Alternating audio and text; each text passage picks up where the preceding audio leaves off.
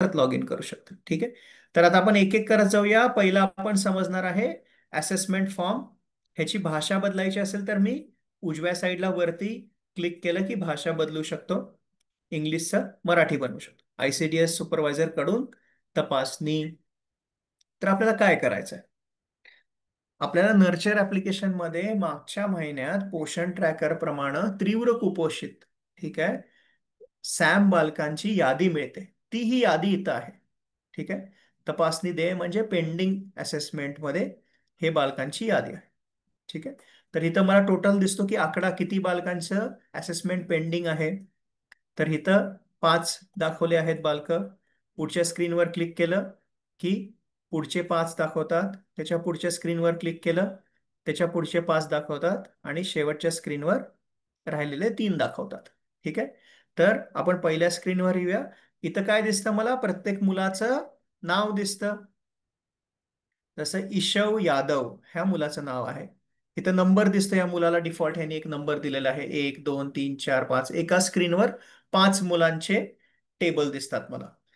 त्याचं बाळकाचं नाव दिसतं, त्याचं अंगणवाडीचं नाव दिसतं, त्याचं वय किती आहे आणि जेंडर कोणतं आहे, लिंग कोणती आहे हे कळतं, त्याचं स्टेटस काय आहे हे कळतं. आणि डेज रिमेनिंग. डेज रिमेनिंग म्हणजे काय? एकदा माझ्या फोनमध्ये आल्यापासून असेसमेंट करण्यासाठी आपण 2 महिने देत आहोत, म्हणजे 60 दिवस देत आहोत.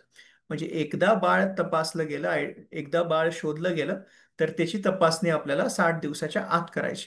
ठीक आहे. तर हे आपल्याला दिसतं. आता ह्याची आपल्याला काय करायचे? मी सुपरवायझर आहे आणि मला दर महिन्याला पोषण ट्रॅकर मधून तीव्र कुपोषित मुलांची यादी अशी नर्चरमध्ये येणार. ठीक आहे. आता चालू महिना कोणता आहे? जूनचा आहे. तर जूनच्या महिन्यात मला मागच्या महिन्याची, मे महिन्याची यादी मिळणार की मे महिन्यामधल्या पोषण ट्रॅकर प्रमाणे माझ्या बीट मधल्या सगळ्या अंगणवाडी सेविकेने वजन उंची भरल्याप्रमाणे तीव्र कुपोषित बालकं कोण कोणती कुठली आहेत त्यांची मला इथं लिस्ट मिळणार. ठीक आहे. तर आता ही लिस्ट मिळाली मला. आता मी ह्या बालकांना जाऊन व्हिजिट करणं अपेक्षित आहे. या बालकांना व्हिजिट करायची, त्या बालकांची आरोग्य स्थिती कशी आहे, काय आहे तपासायची. गरज पडेल तर त्या बालकाला सब सेंटर पीएचसी ला घेऊन जायचं किंवा तिथल्या एएनएम ला, सीएचओ ला त्या बालकापर्यंत घेऊन यायचं. ठीक आहे. खरं हे सगळं आपण करून त्याचं असेसमेंट किंवा तपासणी आपल्याला भरायची आहे. ठीक आहे. तर चला मग एक बालकाची आपण तपासणी भरून बघूया. तर ईशव यादव वर मी क्लिक करतो. आता बघा हा, तपासणी देय किती आहेत? 18 आहेत. तपासणी देय, देय म्हणजे काय? पेंडिंग. ड्यू फॉर असेसमेंट म्हणजे पेंडिंग किती मुलं आहेत? 18 मुलं आहेत. तर या 18 मुलांपैकी मी पहिल्याची, ईशव यादवची तपासणी करते. तपासणी करावर क्लिक केलं. तर तपासणी करावर क्लिक केलं की मला ह्याचे डिटेल्स मिळतात. डिटेल्समध्ये बाकी दिसतात की जन्मतारीख काय आहे, आईचं नाव काय आहे, वजन उंची काय आहे, कोणत्या दिवशी वजन उंची घेतली होती. ठीक आहे. हे सगळे डिटेल्स कळतात. त्याच्यानंतर तपासणी फॉर्म. तुम्ही अंगणवाडी केंद्रावर मुलाची तपासणी पूर्ण केले का? मुलाची तपासणी पूर्ण केली का हा प्रश्न विचारतो. आपण जाऊन व्हिजिट देऊन पूर्ण करणं अपेक्षित आहे. तर होय किंवा नाही असे 2 ऑप्शन आहेत. तर आधी आपण नाही बघूया. तर समजा मी व्हिजिटला गेले आणि हा मुलगा जो आहे, कोण, मुलग्याचं नाव काय? ईशव यादव. ईशव यादव नव्हता, घरी नव्हता. तर मी तपासणी नाही करू शकले. ठीक आहे. तर नाही केली तर नाही सिलेक्ट केलं मी. आणि इथं मग ऑप्शन विचारतं, तुम्ही मुलाची तपासणी का पूर्ण करू शकले नाही? ठीक आहे. मुलाची तपासणी का पूर्ण करू शकले नाही? आधीपासून त्याचं व्हीसीडीसी युसीडीसी मध्ये ऍडमिशन झालंय किंवा मूळ एनआरसी किंवा सीटीसी मध्ये दाखल झालंय ऑलरेडी, मी तिकडे जायच्या आधीच. मूल घरी नाही आहे, बाहेर गावी गेले समजा, घरी नाही आहे. मुलाचं कुटुंब स्थलांतरित झालंय. फक्त मुलंच नाही तर आई वडील आणि सगळेच स्थलांतरित झालेले आहेत. बाळाचा मृत्यू झालेला आहे. ठीक आहे. बाळ खाजगी रुग्णालयात दाखल झालेलं आहे किंवा बाळ उपजिल्हा रुग्णालय किंवा इतर शासकीय आरोग्य ह्याच्यामध्ये दाखल झालेला आहे.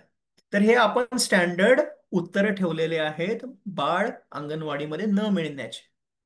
समजा ह्याच्यावर व्यतिरिक्त काय असेल तर अदर्स पण ऑप्शन ठेवलेला आहे आपण. ठीक आहे. तर ह्या मुलासाठी मी टाकतो समजा मूल कुटुंबासोबत स्थलांतरित झाले. तर हे मी टाकलं आणि तपासणी पूर्ण करा म्हटलं. तर तपासणी पूर्ण झाली. आता बघा, तपासणी पूर्ण झाल्यानंतर इथं मगाशी 18 होतं, आता 17 झालं. आणि एक प्रलंबित पाठपुरवठा म्हणजे पेंडिंग मध्ये गेले, पेंडिंग फॉलोअप्स. तर असे मुलं जेव्हा मी व्हिजिट केले तेव्हा तर नव्हते ते, खरं त्यांचा फॉलोअप करणं परत गरजेचं आहे, ते इथे गेले. ठीक आहे. ठीक आहे. आता बघा, आता 17 झाले माझे. आता आणखीन एक दुसऱ्या मुलाची तपासणी करूया. ठीक आहे. तर ही जान्हवी म्हणून आहे. ठीक आहे. जान्हवी टांडोली अंगणवाडीमध्ये आहे. ठीक आहे. याची तपासणी करूया. तर जान्हवीची तपासणी करायला मी गेले. जान्हवीची तपासणी करायला बाकी सगळे मला इथं डिटेल दिसतात. जान्हवीचे लिंग काय आहे, ठीक आहे, जन्मतारीख काय आहे, वगैरे वगैरे बाकी सगळे दिसतात. ठीक आहे. तर हिचं मी तपासणी करत असताना इथं पर्याय निवडला, जान्हवीची अंगणवाडी केंद्रावर मुलाची तपासणी पूर्ण केली का नाही, परत एकदा मी नाही निवडते. ठीक आहे.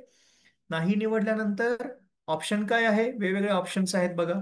तर ह्या वेळेला मी निवडते बाळाचा मृत्यू झाला. तर मी तिकडे जाण्याच्या आधीच अनफॉर्च्युनेटली असं झालं की बाळाचा मृत्यू झाला कोणत्या कारणास्तव. मी सिलेक्ट केलं.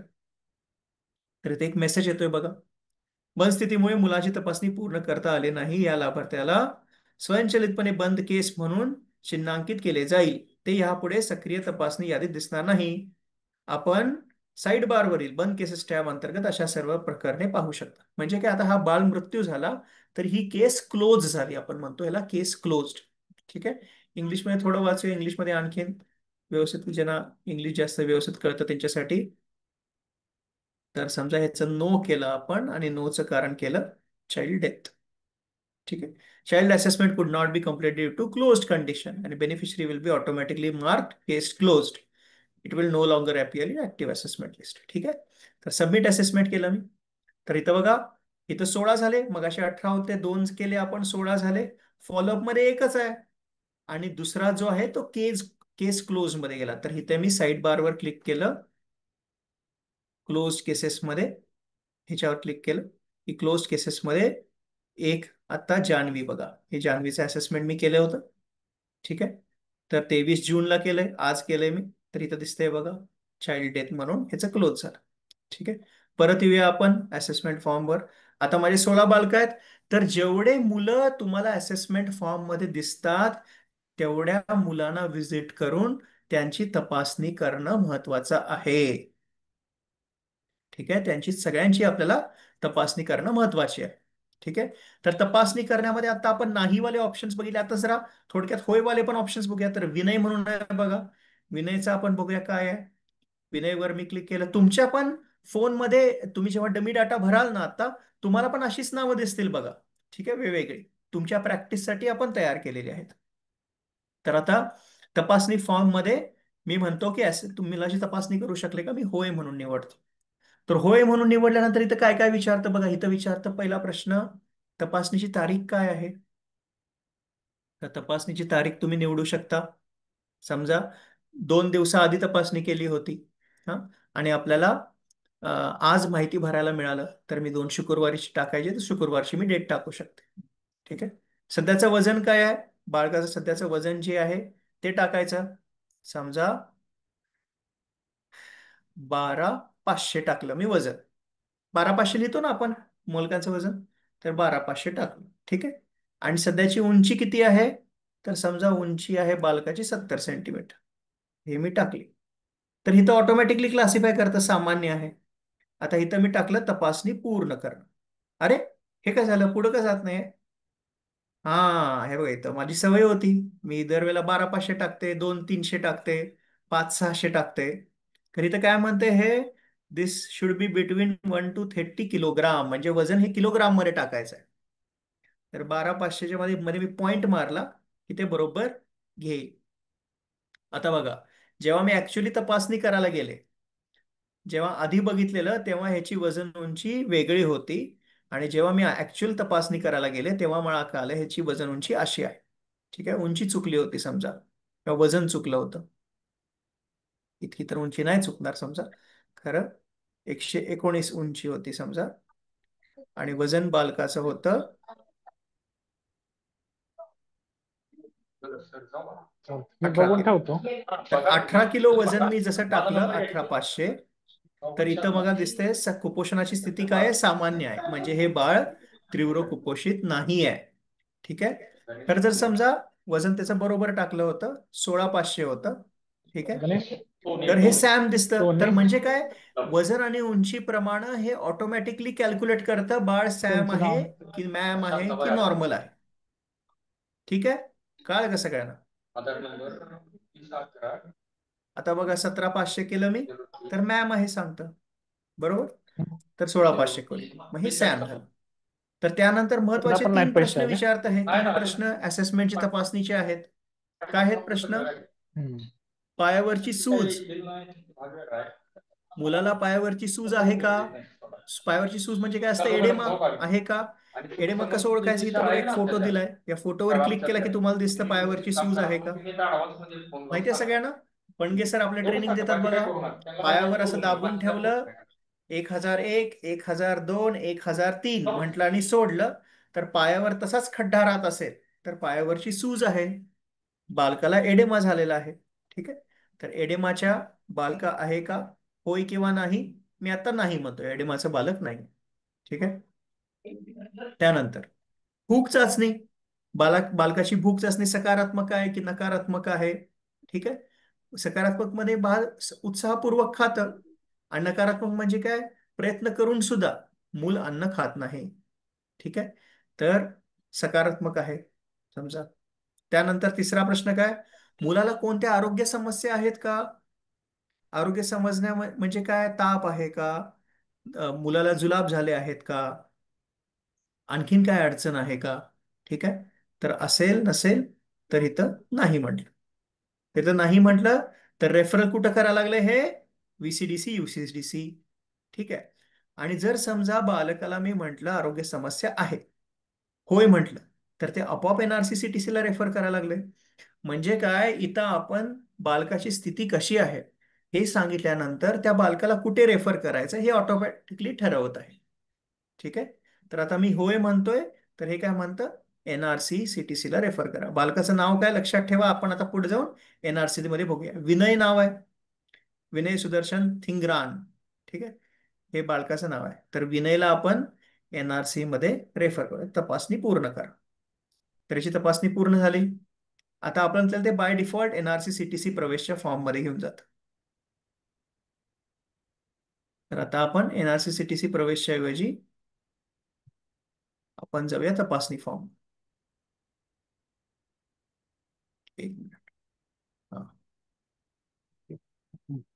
In Marathi the serial number is not coming title मध्ये. सो NRC-CTC, आता आपण ICDS सुपरवायझरचे आपण बघितलं, आता 3 बालकांना केलं, 18 होते, आता 15च राहिले बघा. तर आता आपण, हे जॅस्मिन म्हणून मुलगी आहे, चला तिचं आपण तपासणी करूया. आणि तपासणी करायला गेलं, ती होती होय म्हटलं. मी तपासणीची डेट म्हटली, तपासणी आजच केली आहे तर आजची डेट टाकली. तर तिचं वजन काय होतं, समजा 8 किलो होतं. ती उंची काय होती, समजा 80 सेंटीमीटर उंची होती, 85 सेंटीमीटर उंची होती. ठीक आहे. त्यानंतर आपल्याला हे विचारतं पायावरची सूज आहे का? आहे म्हटलं, तर जॅस्मिनला पायावरची सूज होती समजा, तर होय म्हटलं. त्यानंतर सकारात्मक भूक चाचणी, त्यानंतर आरोग्य समस्या आहे का, नाही.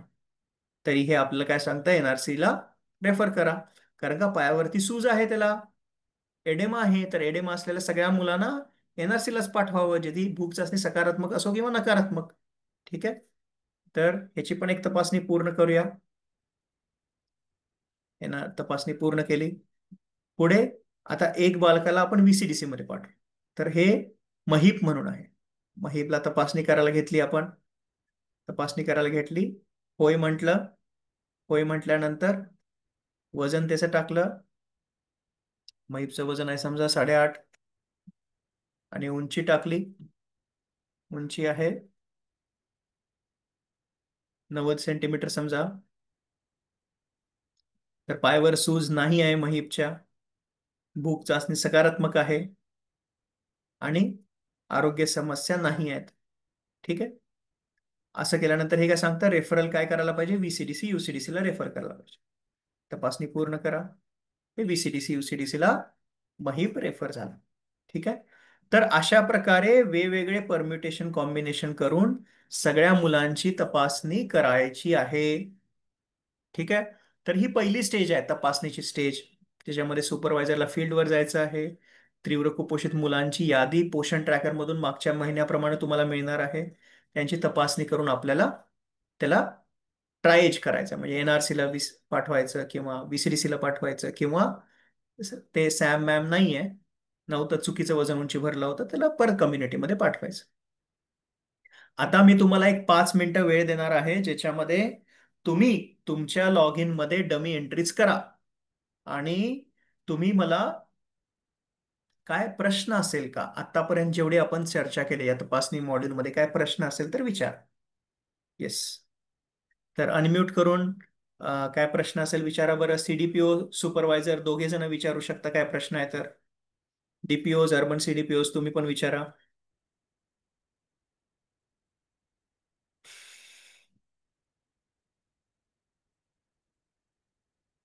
समजलं का असेसमेंट कसं करायचं?